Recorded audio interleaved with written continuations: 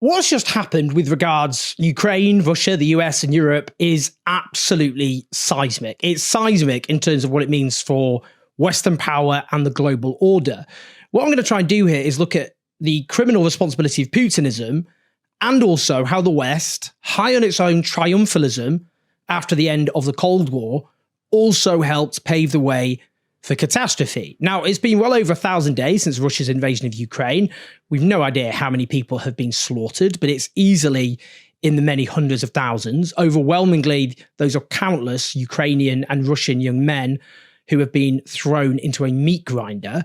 Donald Trump has announced that there will be a negotiated peace settlement, but with that settlement already baking in drastic concessions to Russia before negotiations began, such as significant swathes of Ukraine's own territory being handed over to its enemy. Now, we should be clear, that's a straightforward Russian victory, with Ukraine now brutally defeated and facing being de facto dismembered and exploited by two foreign powers. I'll come on to that.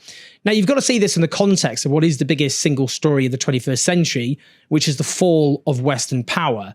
I should declare an interest. I'm currently writing a book entitled The Fall of the West, and the central thesis gathers more and more evidence each day. I'll be talking more about that. So to be clear, Trump declared he'd spoken to Russia's ruling autocrat, Vladimir Putin, to begin immediately negotiating an end to the war. Let's talk about the terms of this deal. Let's hear this from the US Defense Secretary, Pete Hegseth. We want, like you, a sovereign and prosperous Ukraine. But we must start by recognizing that returning to Ukraine's pre-2014 borders is an unrealistic objective.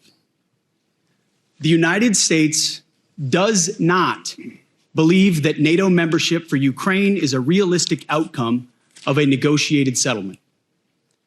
Instead, any security guarantee must be backed by capable European and non-European troops. So that's NATO membership ruled out, which the West had been dangling in front of Ukraine for a long time, as well as any return to Ukraine's pre-2014 borders, which would include Crimea, which was, of course, annexed that year. There'd be no US troops deployed as a peacekeeping mission, which would be entirely European troops. Now, in practice, again, Putin's going to be pretty chuffed with that. Crucially, Hegseth declared he was here today to directly and unambiguously express that stark strategic realities prevent the United States of America from being primarily focused on the security of Europe.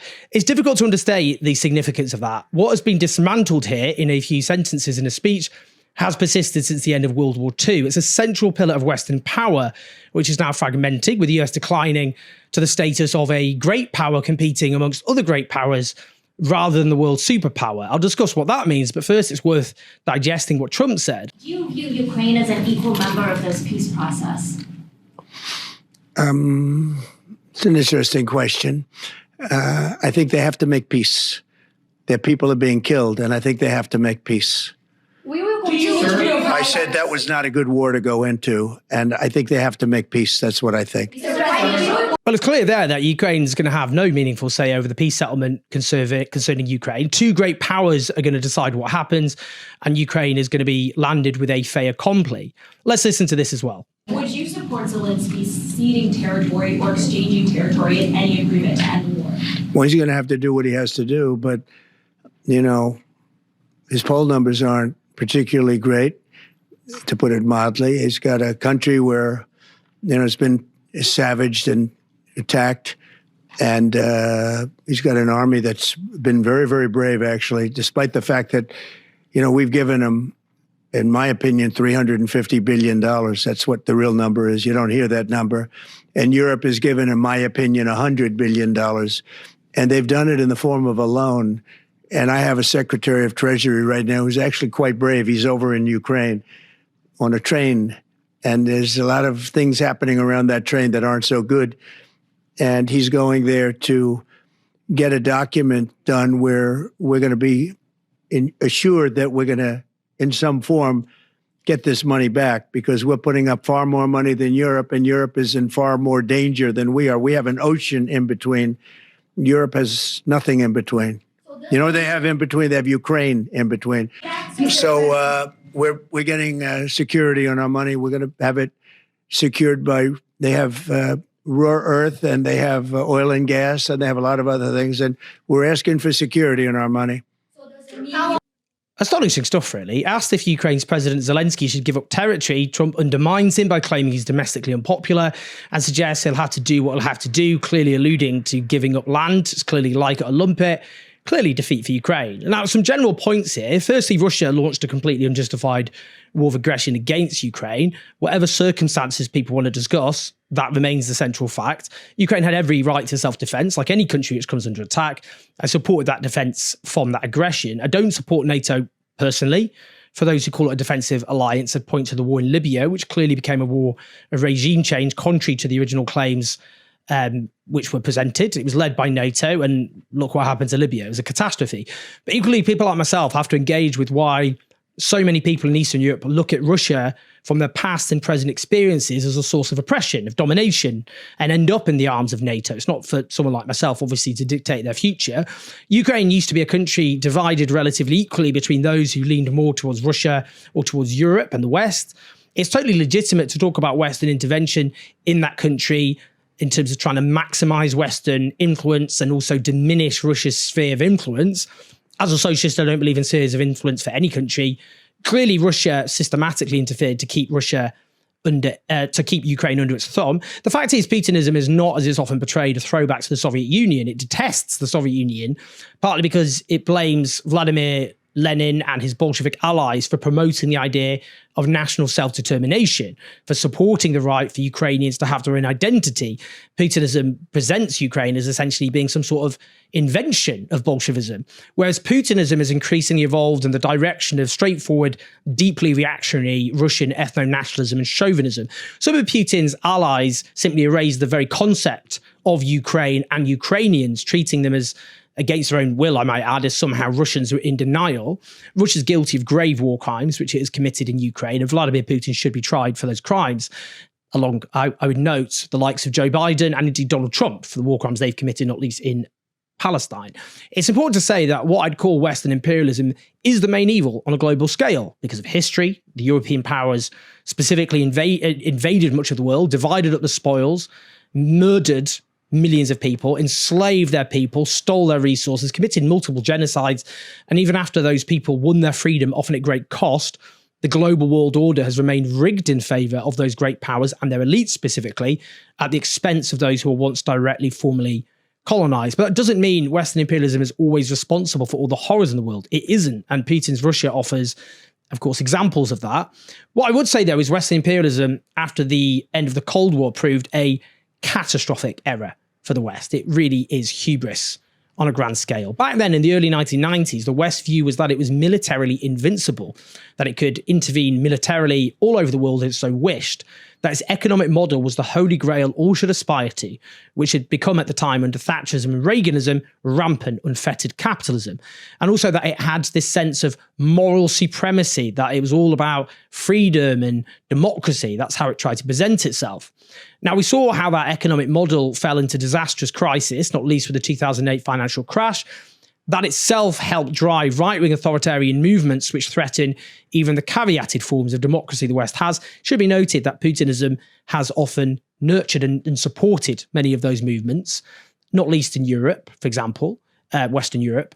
Now, militarily, the West was utterly humiliated in its crimes, I would note, criminal acts, Iraq, Afghanistan, indeed Libya.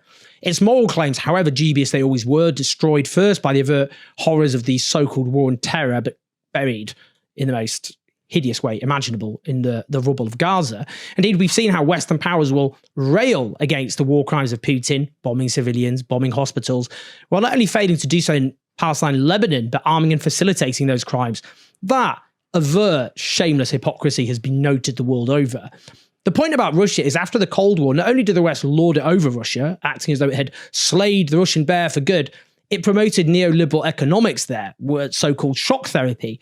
Russian elites lapped that up voluntarily, sure, and became very rich, but it was a catastrophe for the people of Russia, who suffered an unprecedented economic collapse, social crisis, dramatic fall in living standards, dramatic fall in life expectancy. We could go on. Whatever one might think about NATO's advance in the East, with people in those countries feeling very aggrieved at Russian domination and seeing NATO as protection, that combination fed a sense of humiliation in Russia, not least given economically it was on its knees, and it saw the horrors of the 1990s in Russia as part of the package of Western democracy. Putinism exploited that sense of humiliation. Western hubris really was a disaster. There's another point too. There was no question that much of the US elite did not see support for Ukraine as about prioritizing Ukraine's interests, but about weakening a historic enemy. Let me quote from a Washington Post piece about Jake Sullivan, who was Joe Biden's national security advisor. It discusses Sullivan's strategy and says it was a sensible, cold-blooded strategy for the United States to attrit an adversary at low cost to America while Ukraine was paying the butcher's bill. That's not how Sullivan would have described it, but this was the practical effect Kissinger would have approved. Well, it's truly disturbing that as a motive because it means flinging huge numbers of Ukrainian men to their deaths, not for the interests of Ukraine, but for the perceived interests of the West. And even if, as you should, oppose Russia's invasion of Ukraine and support the right of Ukraine to defend itself against an outrageous invasion, if we were always going to end up at a point where Russia was going to take land, to seize that land, and Western leaders thought that, but claimed otherwise and made promises to Ukraine to keep the war going with weapons supplied by them to achieve that whilst thinking it wouldn't be achieved, well, what does that mean in terms of countless wasted lives? What is also deeply alarming is that Trump is demanding de facto reparations from Ukraine in the form of $500 billion worth of its rare earth materials, including, of course, resources like oil. Clearly, the US consistently acts in accordance with what it sees as its economic and strategic interests while pretending not to. Trump is being open and honest about it. Nonetheless, it really is naked imperialism. Overall, this is a catastrophic blow to Western power, which was already in precipitous decline because of the calamities of Iraq, Afghanistan, and Libya, because of economic crisis and decline, not least caused by the 2008 financial crash, because of moral disgrace, not least Palestine, because of the decline of Western democracy with the rise of right-wing authoritarianism like Trumpism.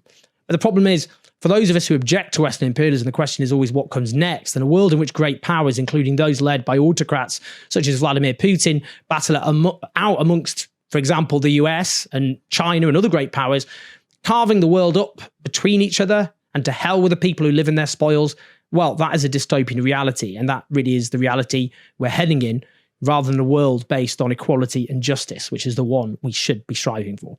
Please like and subscribe, leave your thoughts and your comments. Help us as we expand our operations across different media platforms to reach new audiences at patreon.com/4. Share the video. I'll speak to you soon.